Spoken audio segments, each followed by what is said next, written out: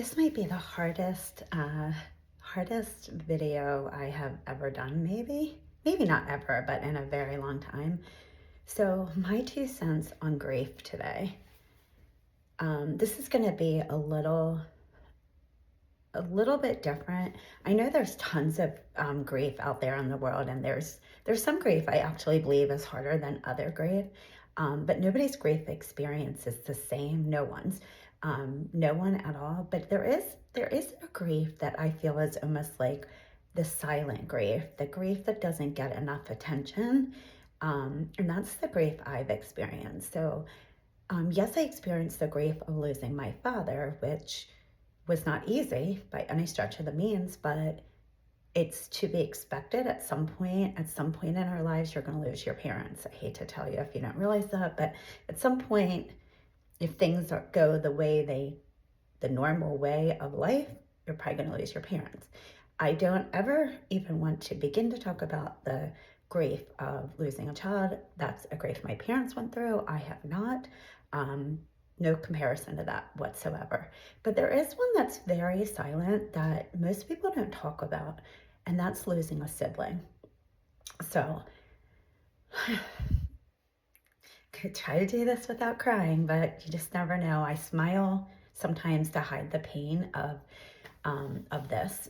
So, when I was 19, and think about when you were 19. 19 sometimes sounds old or older and whatever, but at 19, I was still living at home. I just started college. I think I had just started dating my now husband. But I was like young. I still lived at home, still on my parents' payroll. I wanted for nothing. And I had an older brother who also lived at home and was in college. And he was like one of those older brothers. We were 2.5 years apart. And he was like almost like a star. So he played sports. He had a bazillion friends. He always had girlfriends. He just was a very popular young person. And because of that, I never had to go through like any awkward stages for junior high and high school where people would bully me in any way because I was his little sister and nobody would touch his little sister. So, and I grew up like almost idolizing my older brother, and he also was really, really fun. He was so fun. I went skiing with him. He lived at the beach during the summer.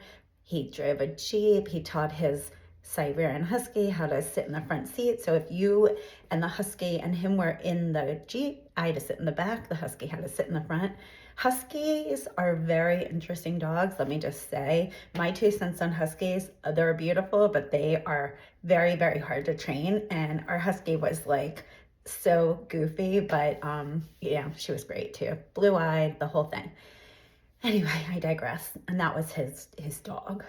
So my entire family has a love for dogs. It's been with us since we were born, basically. Anyway, so one day my brother felt a lump on the side, and he wound up having surgery. They told us it was going to be 99% benign. And when you're 19, you don't think your older brother, who's never been sick a day in his life, is going to get cancer. They tell you it's 99% benign, and you're just like, okay, that sounds good. Then doctors come out to the waiting room, and everything changed. I do not want to get into, it's crazy how long it's been, but I can remember every single detail and everything that was said and everything that was done. So sometimes when I lose patience with my mom, I stop and think of all the stuff my mom's been through in her life, and I just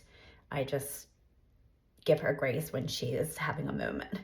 Anyway, long story about this is my brother went through chemo. He had a very, very rare form of cancer.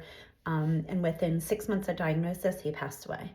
Now, that date, the anniversary of his death, is tomorrow. What happens to me normally is the days leading up, so one more day, the day of, I usually try to do things in his memory. If I was where I'm from, I would definitely be eating crabs tomorrow. The other thing he loved was Doritos. I don't put Doritos in my body anymore, so I can't do that.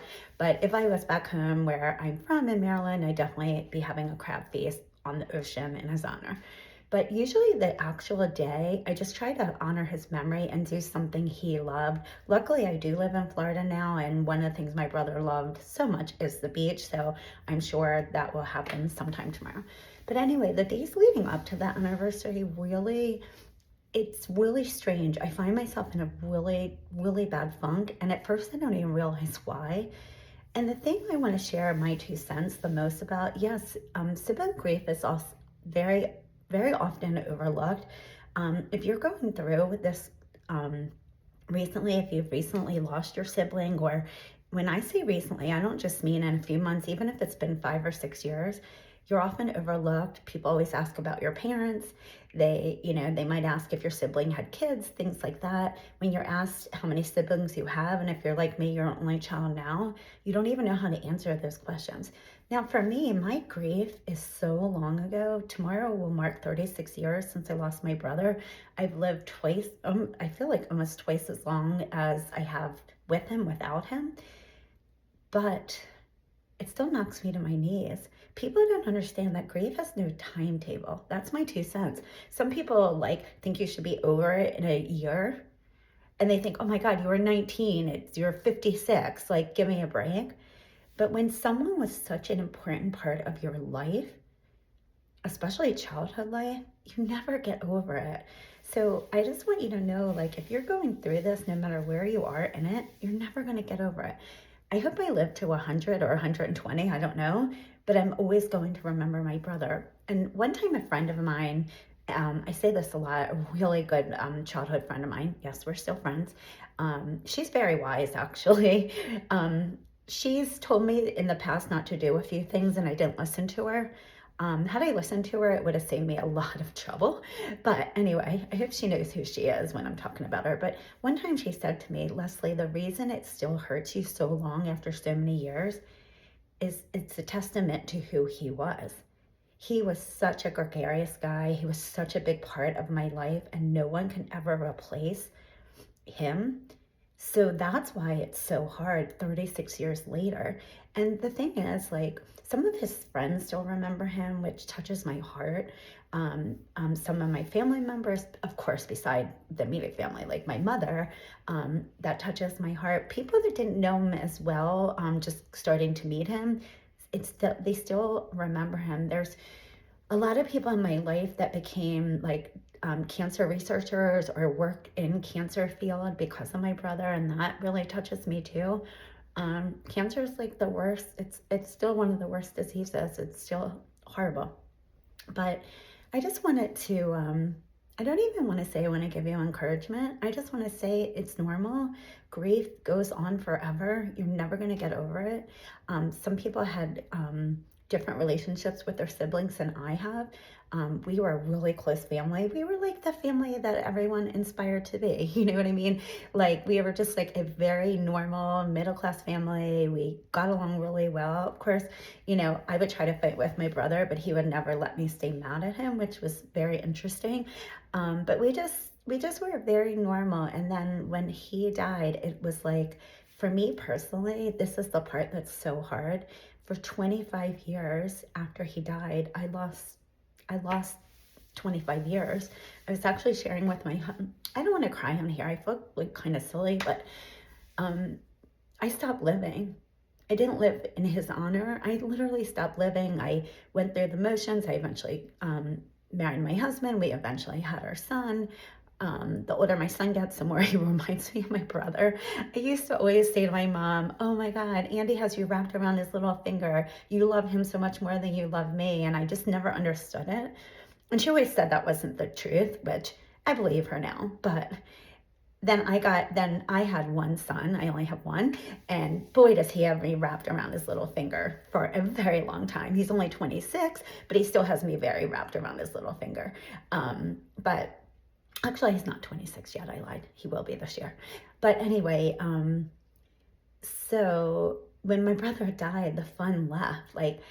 It's weird because when I had my son, my mother's light came back, and it was so beautiful to see because her and my son had such a special relationship. But when my brother died, I lost all the fun in my life, the light in my life. And then out of nowhere at 44, when I decided to get healthy, I wasn't thinking about anything else. I honestly wasn't. I just didn't want to be obese anymore. I just wanted to just I just wanted to be alive as long as I could with what I could control. When I made that decision, yeah, I went on a diet like everyone else, but then something drastically changed. I also made a decision to become part of a community of coaches, and my life has never been the same since. And yes, I'm always gonna, grief is, it's not my love language, but it's part of who I am. I've had other grief in my life, beside my dad a couple years ago, and of course my brother. There's been other people that I have loved beyond measure that their grief really took a toll on me also.